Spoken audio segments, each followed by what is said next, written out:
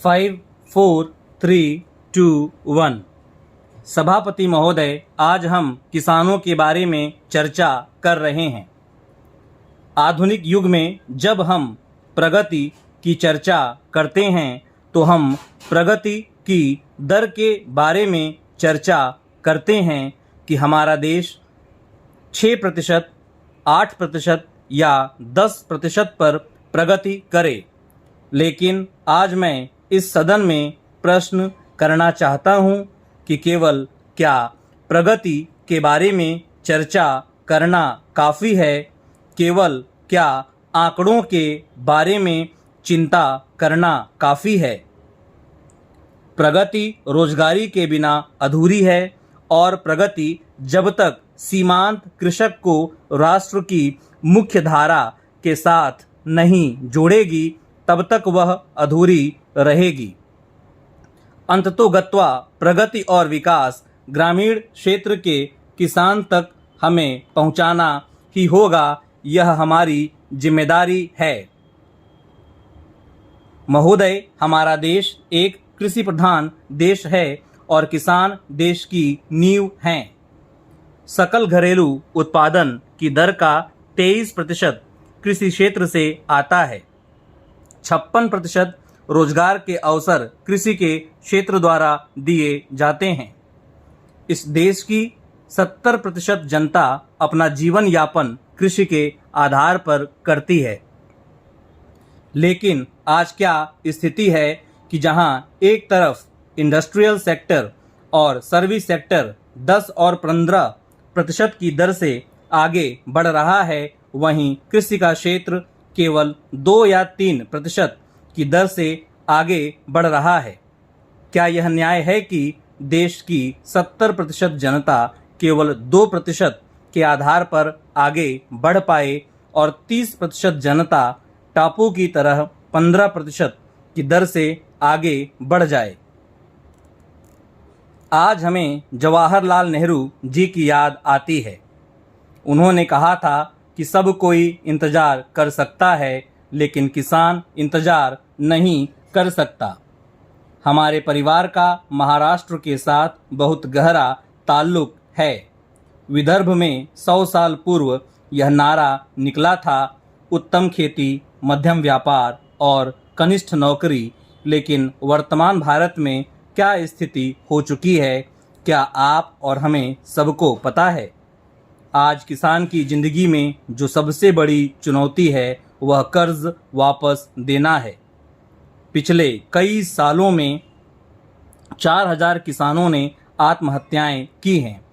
आज स्थिति यह उत्पन्न हो गई है कि ऋणदाता अन्नदाता का गला घोट रहा है। मध्य प्रदेश के एक किसान की कहानी है। उसके सामने कोई और साधन नहीं था तो उसने 20,000 रुपये का ऋण लिया।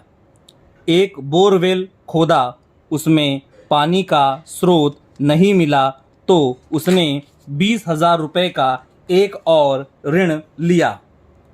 वहाँ भी उसे पानी नहीं मिला।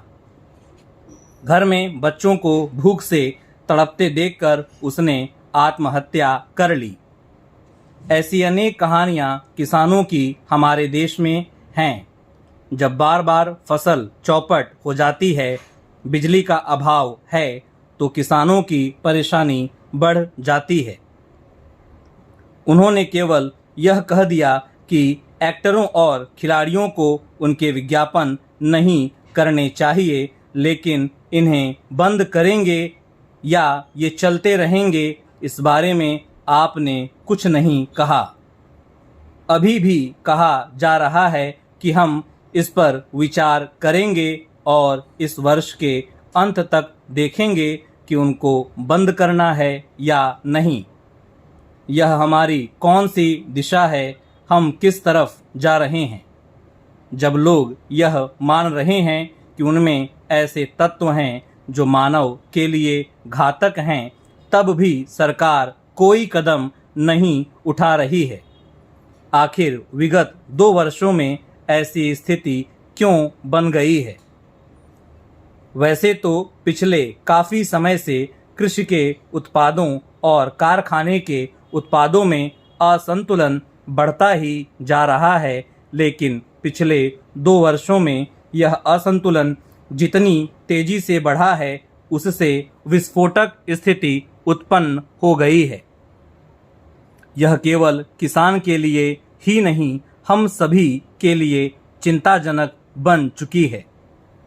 इन 2 वर्षों में कारखानों के उत्पादों का कितना दाम बढ़ा है, क्या उसकी तुलना में कृषि उत्पादों में कोई वृद्धि हुई है?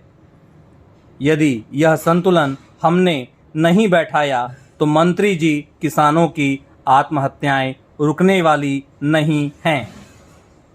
आप कितने पैकेज देंगे? आप पैकेज देते जाएंगे और किसान आत्महत्या करते रहेंगे, क्योंकि उन पर कर्ज का भार अधिक पड़ रहा है। किसान के उपयोग की वस्तुओं में कितने प्रतिशत वृद्धि हुई है, उसके पूरे आंकड़े आपके पास उपलब्ध होंगे। मैं आपसे यही अनुरोध करना चाहता हूं कि इस दिशा में आप तुरंत कदम उठाएं और खेती के उत्पादों और कारखाने के उत्पादों में संतुलन बैठाने के लिए नई व्यवस्था एवं उपाय खोजें और उन्हें तत्काल लागू करें। देश के किसानों की बढ़ती दुर्दशा को रोकने की दिशा में सरकार को जितनी तत्परता से कदम उठाना चाहिए था, उसने नहीं उठाया है। मेरा यह स्पष्ट मत है कि इस देश के किसानों की अनदेखी प्रशासन द्वारा लगातार 20 वर्षों से की जा रही है, जबकि किसान हमारे देश की रीढ़ हैं। एक समय ऐसा भी था जब हमें विदेशों से सड़ा गेहूं आयात करके अपने लोगों को खिलाना पड़ता था।